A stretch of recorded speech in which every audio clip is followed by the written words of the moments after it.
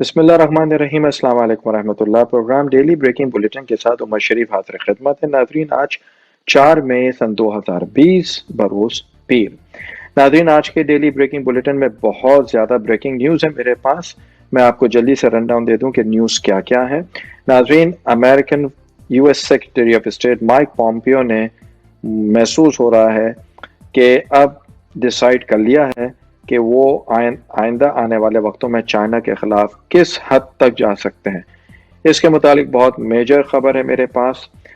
مئی 1 US تاریخ کا ڈیڈلیسٹ دن تھا کرونا وائرس کے حساب سے۔ کتنی اموات ہوئی میں وہ بھی آپ کو بتاؤں گا۔ According to John Hopkins university, ناظرین، اس وقت جو کرنٹ نمبرز ہیں، کرنٹ سٹیٹسٹکس ہے کووڈ-19 کے حساب سے، میں اس کے بارے میں بھی آپ کو بتاؤں گا۔ اس کے علاوہ ناظرین، سعودی عرب سے سعودی گیزٹ کی ایک رپورٹ ہے، بہت میجر رپورٹ ہے، اور اس میں انہوں نے کلیئرلی بولا ہے کہ سعودی عرب بھی بہت زیادہ معاشی مسائل کا شکار ہے، ان کی اکانومی بھی کافی خراب ہوتی جا رہی ہے، اور وہ انہوں نے کتنے ٹریلین کا لون اپنے ریزرو میں سے پیسے لیے ہیں مارکیٹ میں انجیکٹ کرنے کے لیے، میں اس کا بھی آپ کو ذکر کروں گا۔ اس کے علاوہ ناظرین، ایک خبر رشیا سے ہے۔ پریزیڈنٹ پیوٹن کی the problems are stacking up for him۔ دوسری طرف نیوزی لینڈ سے کچھ اچھی خبر ہے۔ وہ کیا خبر ہے وہ بھی میں آپ کو بتاؤں گا۔ ہندوستان میں ناظرین، کشمیر میں ایک بار پھر دہشت گردی کا واقعہ ہوا ہے۔ وہ کیا واقعہ ہے میں اس کی تفصیلات سے بھی آپ کو آگاہ کروں گا۔ تو سب سے پہلے چلتے ہیں ناظرین پاکستان / پنجابستان / فوجستان کی خبر کے بعد کی طرف۔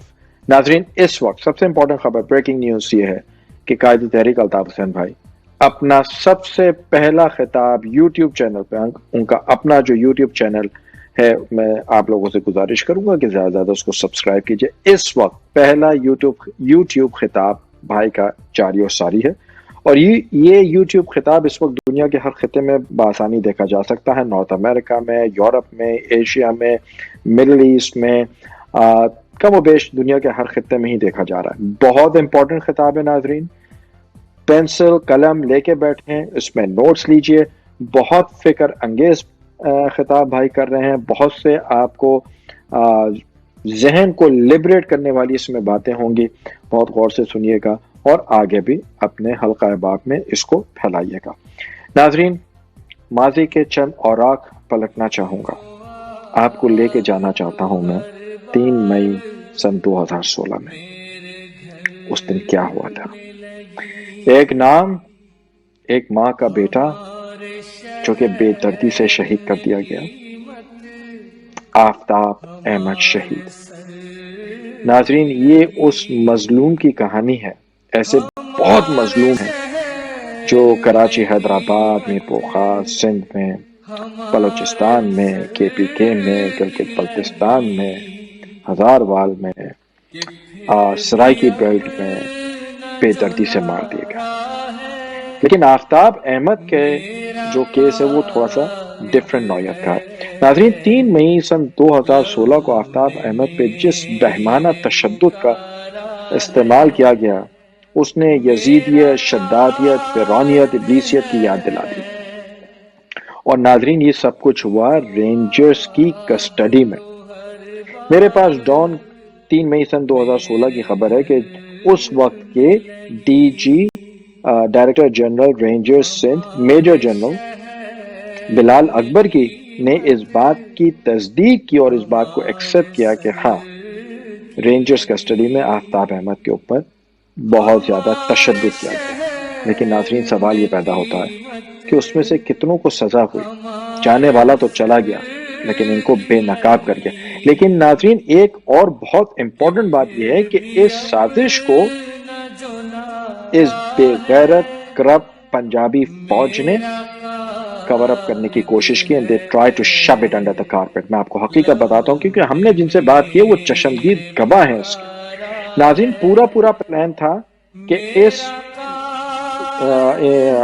جو انہوں نے بہمانہ تشدد کیا، اس کو دبا دیا جائے، اور انہوں نے جب آفتاب احمد بھائی کی شہادت ہو گئی تو ان کی ڈیڈ باڈی کو غسل دے کے تابوت میں کی باڈی کو ڈال کے گھر والوں کو دے دیا. لیکن جب گھر والوں کے پاس وہ باڈی آئے تو لوگ معلوم کرنا چاہتے تھے کہ ایک صحت مند تندرست اور توانا انسان کے آخر ایسی اچانک موت کیسے ہو گئی. نہ کوئی کیس رجسٹرڈ ہوا، نہ ان کو کورٹ میں پیش کیا گیا.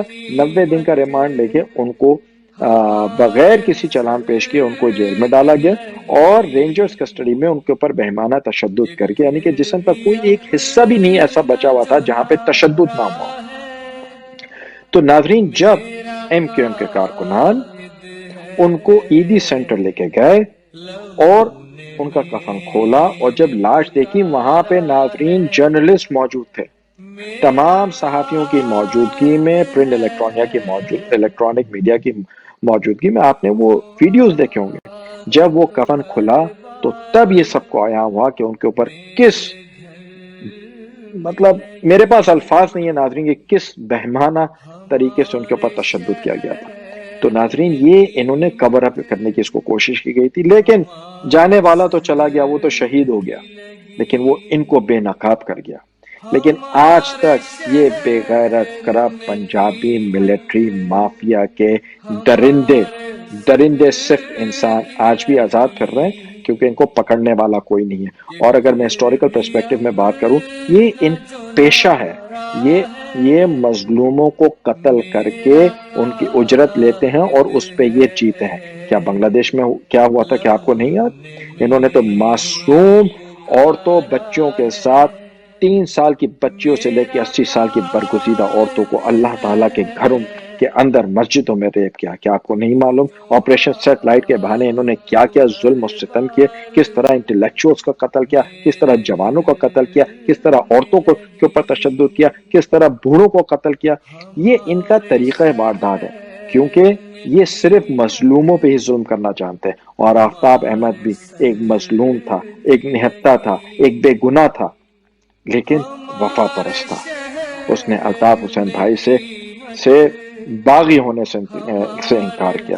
اور واقعی اگر یہ بغاوت ہے تو میں I am proud to be a باغی، اور اگر یہ غداری ہے تو I am also proud to be a غدار اینڈ ٹریٹر، اگر اسی کو یہ لوگ غداری اور باغی ہونا کہتے ہیں. لیکن آفتاب احمد چلا گیا.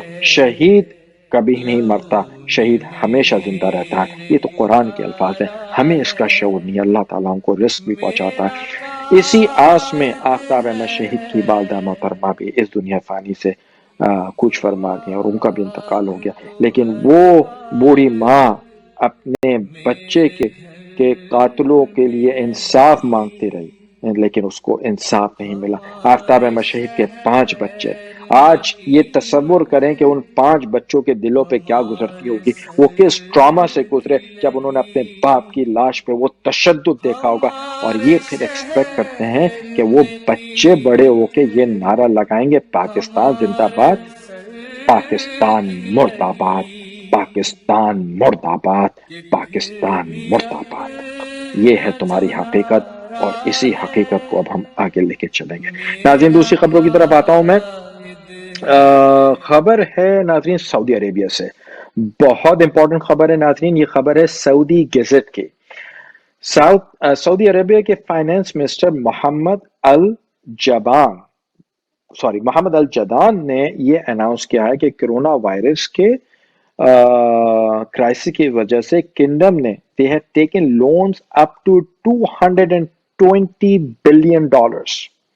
ناظرین، سعودی عرب جیسا ملک بہت بڑا تیل کا پروڈیوسر، اب ان کی بھی یہ حالت ہوگی ہے، معاشی طور پہ ان کی معیشت تنزلی کا شکار ہے اور اس وقت ان کو مارکیٹ میں $220 بلین انجیکٹ کرنا پڑا ہے تاکہ مارکیٹ کی فلوئنسی کو برقرار رکھا جائے. ناظرین، یہ بہت ہی ایک امپورٹنٹ بات ہے. اچھا، اب اس کے آفٹر افیکٹس کیا ہوں گے؟ اس کے آفٹر افیکٹس یہ ہوں گے کہ جو فورن ورکرز ہیں، ہمارے ایکسپیٹریٹس، ان کو یہ نکالنا شروع کریں گے. اور ناظرین، جب وہ ایکسپیٹریٹس 10 سال 15 سال 20 سال 25 30 سال جب بھی وہ کام کرتے ہیں تو ان کا ایک سوشل فنڈ ہوتا ہے جو ان کو آخر میں دیا جاتا ہے on the last day of their employment. لیکن اب سننے میں یہ آ رہا ہے کہ وہ بھی ان کو نہیں ملے گا. ناظرین، اس وقت سعودی عرب نے اپنے فیڈرل ریزرو سے تقریباً $1 ट्रिलियन रियाल निकाले हैं. 1 trillion reals. It's a gigantic amount. It's a colossal amount that Saudi Arabia has extracted from its federal reserves just to get the economy going. अब नाज़रीन आप इस बात से अंदाज़ा कर लें कि इस वक्त दुनिया की क्या हकीकत है और दुनिया की मैशियत तमाम मुल्कों की, चाहे वो तरक्की पजीर ममालिक हों, चाहे वो तरक्की याफ्ता ममालिक हों, थर्ड वर्ल्ड कंट्रीज, इस वक्त सबकी माशी हालत बहुत ज़्यादा खतरे में है. नाज़रीन आगे चलते हैं. रशिया में प्रेसिडेंट पुतिन की मुश्किलात में इजाफा हो गया है. उनके यहाँ कोविड-19 के केसेस में 10,000 लोगों का इजाफा हुआ है. A staggering number of 10,000 new COVID-19 cases in Russia, which has increased problems for President Putin. लेकिन इसके साथ ही एक अच्छी खबर है.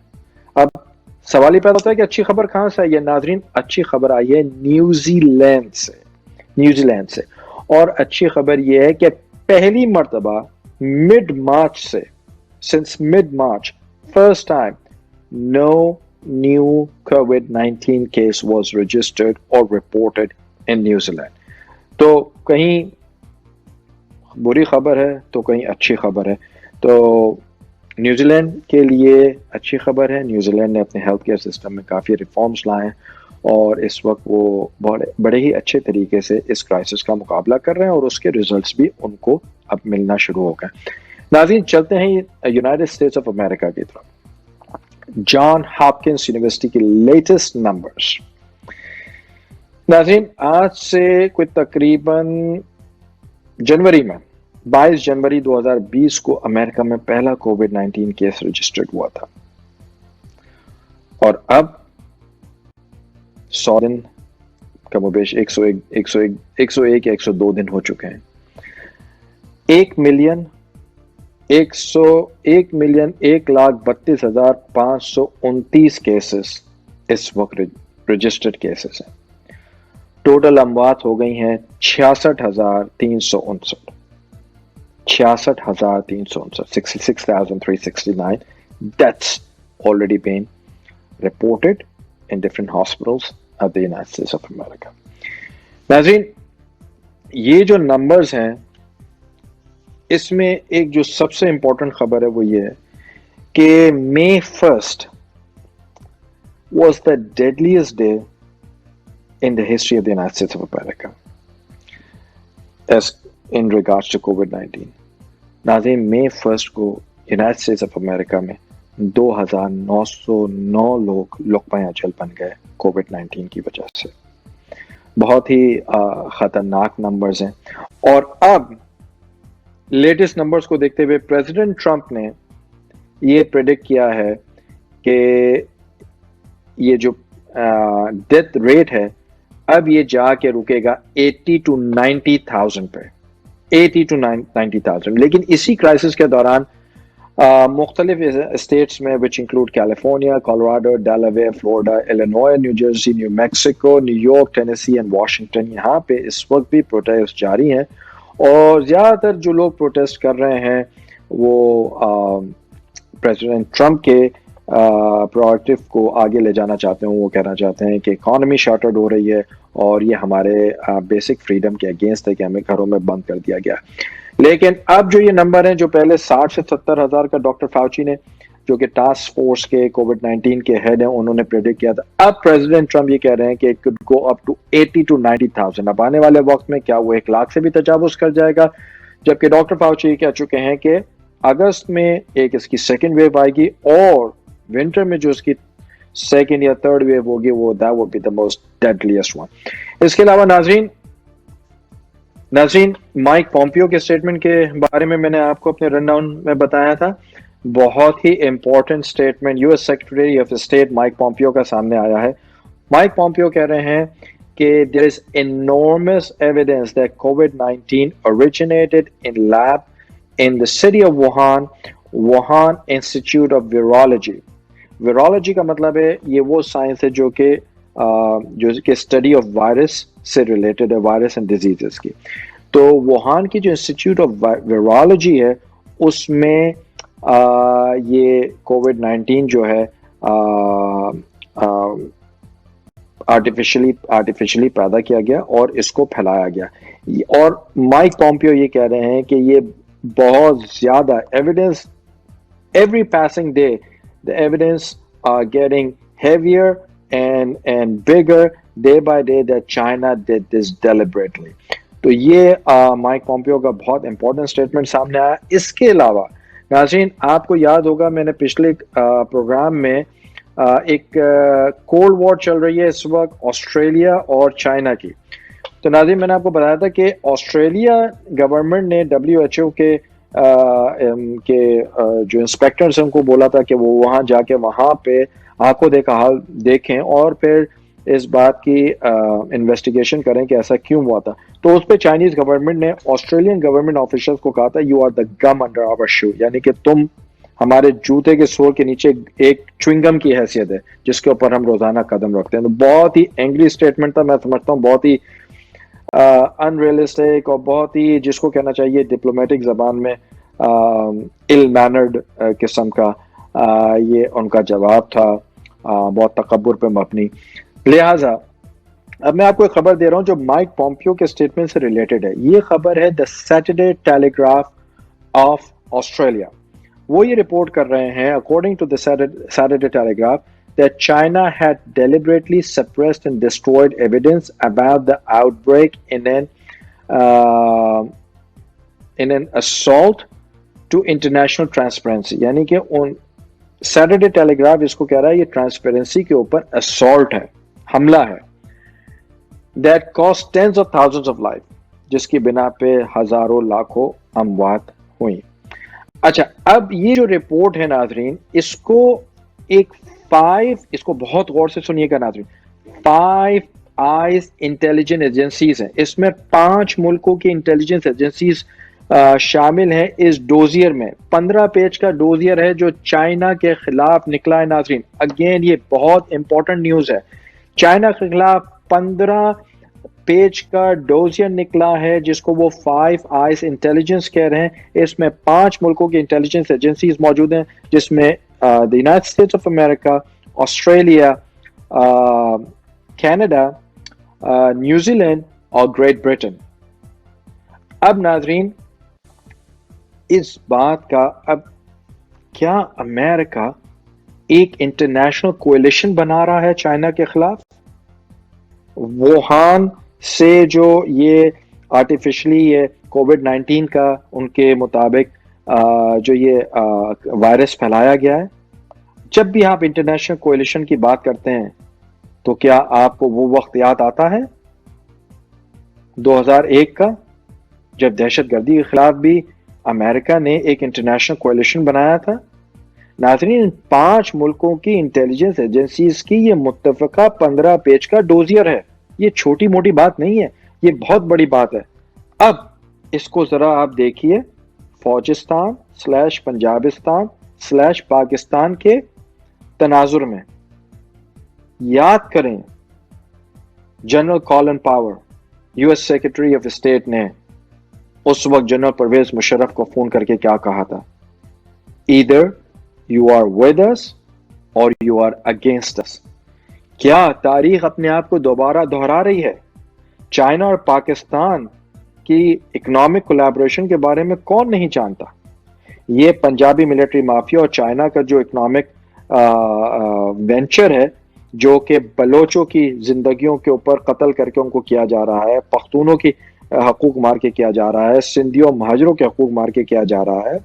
کیا آپ سمجھتے ہیں؟ یہ سوال میں آپ کے لیے چھوڑے جا رہا ہوں. کہیں سن 2020 میں بھی مائک پومپیو کال کریں selected prime minister Imran Ahmed Niazi اور کرپٹ پنجابی ملٹری مافیا کے ہیڈ جنرل باجوہ کو اور کہیں چائنا کے اس اقدام کے اوپر either you are with us or against us. اور جب against us ہوگا تو اس کا کیا نتیجہ نکلے گا؟ یہ سوال میں آپ کے لیے چھوڑے جا رہا ہوں اور آنے والے وقتوں میں ہم اس کے اوپر کڑی نظر بھی رکھیں گے. اس کے علاوہ ناظرین اب میں چلتا ہوں انڈیا کی طرف اور انڈیا سے کچھ بری خبر ہے.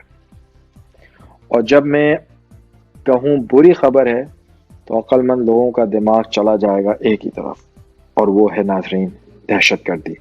यकीनन इंडियन कश्मीर में एक बार और दहशतगर्दी का वाकया हुआ जिसमें 5 इंडियन सोल्जर्स और 2 आतंकवाद और दहशतगर्द मारे गए। ये दहशतगर्द हॉस्टेजेस को हाउस अरेस्ट उन्होंने किया हुआ था। जब इंडियन फोर्सेस को इसका पता चला तो उन्होंने उसके ऊपर हमला किया। एंड ये this took place in Handwara district of Kashmir, and they were able to successfully extricate the civilians. उन्होंने उनको वहां से निकाल लिया और इसमें 2 मिलिटेंट्स भी मारे गए। नाज़रीन, मैंने एक तशवीश का इजहार किया था जब आपको यकीनन याद होगा कि करब पंजाबी मिलिट्री के पिंजरे में से एक चिड़िया निकल के भागी थी, जिस चिड़िया को आजाद किया गया था। नाज़रीन, उस चिड़िया का नाम था एहसान उल्लाह एहसान। और उसी वक्त मुझे ये तशवीश हुई थी कि अब आने वाले वक्तों में दोबारा दहशतगर्दी के वाक़यात बढ़ेंगे, तहरीक तालिबान पाकिस्तान दोबारा मुतहर्रिक होगी और करब पंजाबी मिलिट्री माफिया एहसान उल्लाह एहसान को और इसकी तहरीक को अपने प्रॉक्सीज को अपने मफाद के लिए इस्तेमाल करेगी और ऐन मुमकिन है कि इंडियन कश्मीर में दोबारा दहशतगर्दी हो। और नाज़रीन, वही हुआ। लेकिन मेरा सवाल अब यहाँ इंडियन एडमिनिस्ट्रेशन से ये है कि आखिर कब तक वो इन हालात को फेस करते रहेंगे। नाज़रीन, दूसरी तरफ आप थोड़ा सा ठंडे दिमाग होकर ये सोचिए कि कभी आजाद कश्मीर में इस किस्म के वाकयात होते हैं कि इंडिया से क्रॉस बॉर्डर इन्फिल्ट्रेशन हुई हो और उन्होंने आजाद कश्मीर में 8-10 लोगों को हॉस्टेज बना लिया हो, या उनको ह्यूमन शील्ड बना के बाहर निकले और कत्लेआम किया और बम फटे और लाशें गिरी। ये आजाद कश्मीर में क्यों नहीं होता? हम ये चीज इंडियन कश्मीर में क्यों करते हैं?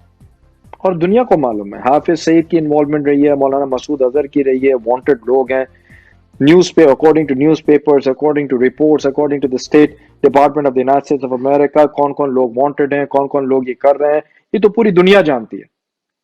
लेकिन उसके बावजूद अब मैं ये अपील करता हूं डायरेक्टर CIA, मैं ये अपील करता हूं US Secretary of State, I appeal to the President of the United States of America, I appeal to the Prime Minister UK, Boris Johnson, I appeal to Indian Prime Minister Modi, I appeal to all the Human Rights Commission, Amnesty International, European Union, United Nations. Wake up. Pakistan is the epic center of terrorism. ये अब सोचने वाली बात है कि एहसान उल्लाह एहसान जैसे बड़े दहशतगर्द को इन लोगों ने कितनी आसानी से खो दी। कोई इसके रिप्रोकशंस जानता है कि इसके क्या रिप्रोकशंस निकल सकते हैं, पॉलिटिकल रिप्रोकशंस? लेकिन we have turned a deaf ear on this.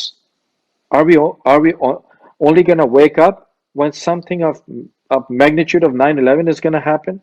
कब तक हम बेगुनाह लोग इस तरह मरते रहेंगे? और ये पंजाबी करब मिलिट्री माफिया जो है, जो कि दहशतगर्दी पे यकीन रखती है, ये लोग दहशतगर्दी फैलाते हैं। दुनिया का अखबार, दुनिया का इलेक्ट्रॉनिक प्रिंट मीडिया इनके खिलाफ बोल चुका है, लिख चुका है। उसामा बिन लादेन कहां से मिला, खालिद शेख मोहम्मद कहां से मिला, रमजी अल यूसुफ कहां से मिला, एहसान उल्लाह एहसान कहां था, बैतुल्लाह मसूद कहां था, हाफिज सईद कहां है, मौलाना मसूद अजहर कहां है, जमात उद दावा कहां है, अंजुम सिपह साहबा पाकिस्तान किधर है, तहरीक तालिबान पाकिस्तान कहां है, आइसिस कहां है, अलकायदा कहां है, ये तमाम दहशतगर्द तंजीमें आखिर कहां हैं और ये किसके अंडर में और किसके सुपरविजन में और किसकी अम्ब्रेला में काम कर रही है? नाजरीन, ये कौन नहीं जानता। लेकिन फिर भी हम लोगों ने और इंटरनेशनल ऑर्गेनाइजेशंस ने क्यों अपनी जबान बंद की हुई है, फिंगर ऑन द लिप्स कुछ नहीं कहते? I don't know. मैं ये सवाल आपके लिए छोड़े जा रहा हूं और इंशाअल्लाह जिंदगी की सांसों ने अगर मेरा साथ दिया तो कल दोबारा आपकी खिदमत में हाजिर होऊंगा। तब तक के इजाज़त दीजिए। अल्ताफ भाई का खिताब सुनना ना भूलिएगा, बहुत फिक्र अंगेज खिताब है। ये चैनल اور یہ بریکنگ بلیٹن آپ کا ہے ناظرین. ہمارا فیس بک پیج اور ہمارا ای میل کانسٹنٹلی پیج پہ while I'm talking to you وہ چلتا رہتا ہے. اگر آپ کے پاس کوئی بھی آئیڈیاز ہیں، کوئی بھی ویڈیو ہے، کوئی بھی اسٹیٹمنٹ ہے، ہم اگر آپ چاہتے ہیں کہ آپ کی آئیڈینٹی کو کنسیل رکھیں، وی ول ڈو دیٹ. نہ آپ کا نام آئے گا، نہ آپ کا کوئی نشاندہی ہوگی. اور اگر آپ کوئی امپورٹنٹ چیز آپ کے پاس ہے، پلیز ہمارے ساتھ شیئر کیجئے. ہم آپ کی آواز بنیں گے اور دنیا کے کونے کونے میں آپ کی آواز پہنچائیں گے. یہ پلیٹ فارم مظلوموں کا ہے، یہ پلیٹ فارم ان غریبوں کا ہے جن کی کوئی آواز نہیں ہے. یہ پلیٹ فارم ان ستائے ہوئے لوگوں کا ہے جو کہ اسکراب مافیا سے تنگ آ چکے ہیں اور وہ آزادی کی جد و جہد کر رہے ہیں. یہ پلیٹ فارم ان سب کے لیے ہے. الطاف حسین بھائی ہر مظلوم کے قائد ہیں اور وہ ہر مظلوم کی حمایت کرتے ہیں. اپنا بہت خیال رکھیے گا. Stay home, stay safe, stay healthy. بہت بہت شکریہ. السلام علیکم ورحمۃ اللہ. جی الطاف، جی Sindhu Mahadesh. Take care and اللہ حافظ.